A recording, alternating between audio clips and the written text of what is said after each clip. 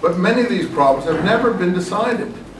And only to look at the material with fresh eyes can you begin to understand it. So look at chapter 13 of Romans.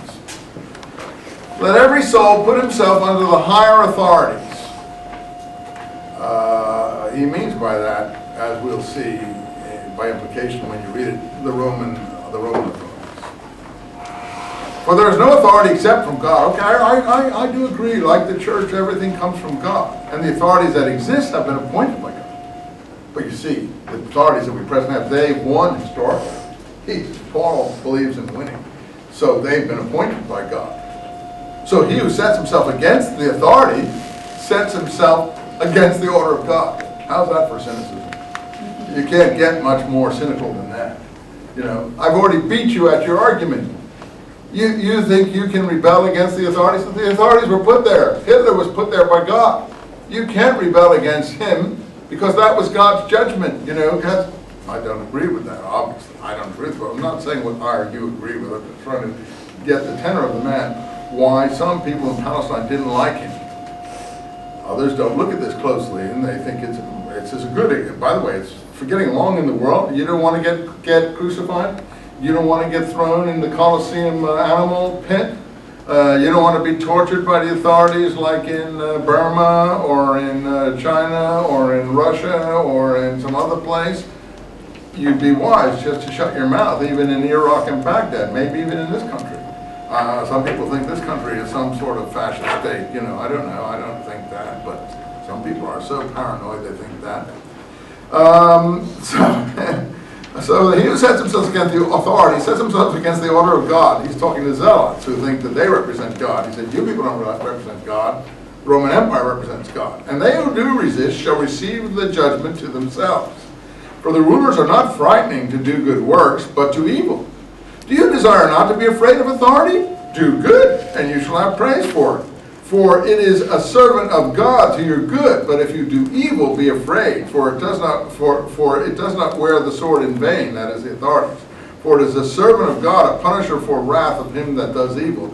That is why it is needful to be under it, not because of wrath only, but also for the sake of conscience. He's going to argue later with people who do things for conscience. And conscience is usually a euphemism of his for obeying the law. So he's attacking the people who are obeying what they call a higher law, the law of Moses. By the way, I have no axe in this struggle. I'm just telling you what he does, what he's talking about. For because of this, you must also pay taxes, for they are the servants of God. Oh, he's giving attention to the same thing. Then give to all their dues, taxes to whom taxes are due, custom to whom custom is due, fear for whom fear is due, honor to whom honor is due. Do not, okay, he goes on like that. For he who loves, do not owe anything to anyone except to love one another. There's the royal law according to the scripture in the letter of James. Love your neighbor as yourself. We just had in this document. For he who loves the other has fulfilled the law. So basically he's saying that the love commandment is what dictates you to pay your taxes to empires like Rome.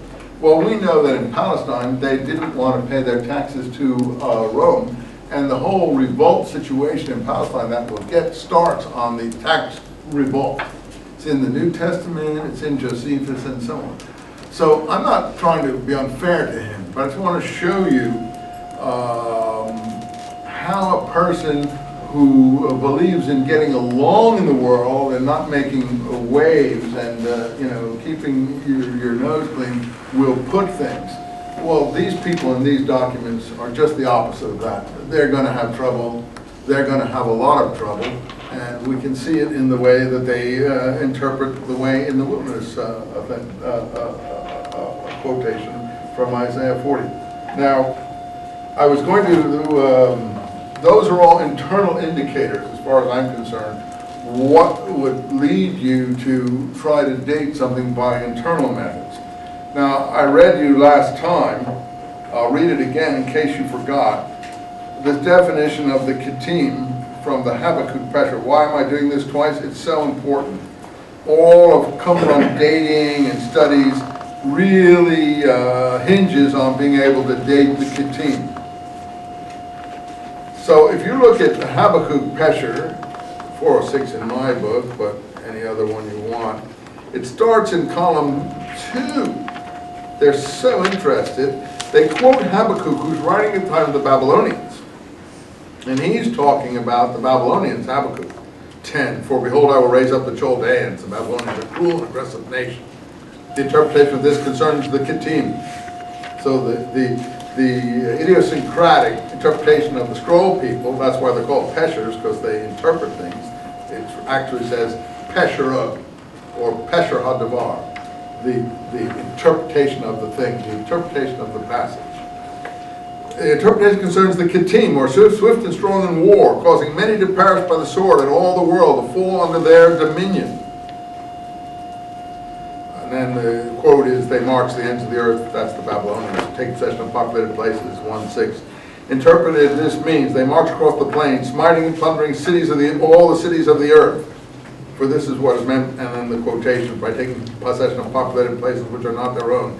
They are frightening and terrible, for their judgment and majesty proceed from themselves. That's from the scripture. Interpreted, this concerns the Kittim, the fear and dread of whom is upon all nations. This is, we're reading the Maccabee books presently, the Seleucids. This is internal data. This argues against dating that is based on either paleography or carbon testing or otherwise, that would put this in something like 50 BC, when in fact it's 50 AD, this particular document at least. I'm talking about this Habakkuk Pesher document, because of the sacrificing of their standards and worshiping the weapons of war, which is a custom of imperial Rome, so it has to be after Augustus. In any case, interpreted, this concerns the Kittim, the fed and dread of whom is upon all nations. That's why you see Kittim is so important. And in their council, all the evil plotting is planned. Oh, well, that's the Roman Senate. You don't even have to have a lot of brains to see that. They deal with peoples with cunning and deceitfulness. Their horses are swifter than leopards and more swift than wolves. Do these people like the Kittim? No, they hate them. Because of what the Kittim have done to them. Their horsemen ride and hurl themselves from afar and swoop down like an eagle. This is great stuff. And anxious to eat, all come to do violence, and the breath of their faces like the east wind. Interpretation concerns the Kittim, who trample the earth with their horses and pack animals. I can just see the Roman armies coming with their pack animals. It's so vivid. And they come from afar, from the islands of the sea, the western Mediterranean. For them, it's the western Mediterranean. Other than that, it's Alexander. I don't think it's him. To consume all peoples, like an insatiable eagle, the Roman symbol. And they speak to all peoples with